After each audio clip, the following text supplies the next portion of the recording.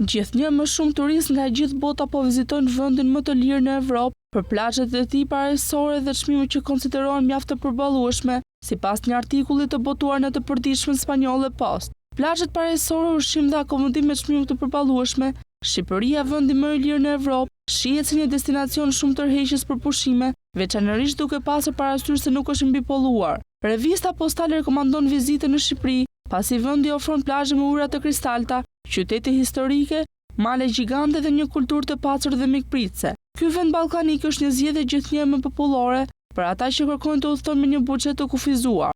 Gjithashtu nuk është e vështirë të gjesh akomodim për vetëm 10 euro nata, që përfaqëson një çmim shumë të mirë të krahasuar me çmimet në vendet e tjera evropiane. Një vakt i plot duke përfshirë një pjatë të parë, pjatën kryesore dhe një pije mund të kushtojë rreth 5 euro, ndërsa një birë kushton rreth 1 euro.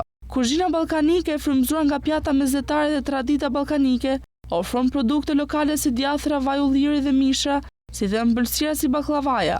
Revista spanjolle Postal vlerëson mikpritjen e shqiptarëve si dhe sigurinë e vendit me shkallë të ulët krimi.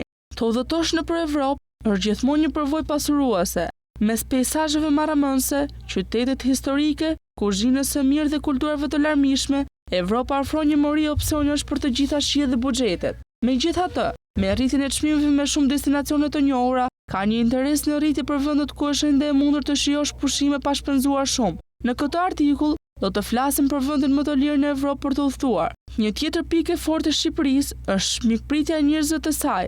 Edhe pse jo të gjithë flasin anglisht, shqiptarët njihen për mirësjelljen dhe gatishmërinë e tyre për të ndihmuar. Diversiteti i peizazheve është mbërslënës, nga plazhet e rivierës shqiptare deri te Alpët shqiptare, gjithmonë ka diçka për të eksploruar. Qytete të tilla si Gjirokastra, një vend i trashëgimisë botërore të UNESCO-s, dhe Parku Kombëtar i Botrinit zbulojnë trashëgiminë historike dhe kulturore të vendit. Sipas të dhënave më të fundit të Eurostat, TH jashtë në Shqipëri është rreth 40% më lirë se në vendet si Spanja, Franca apo Italia.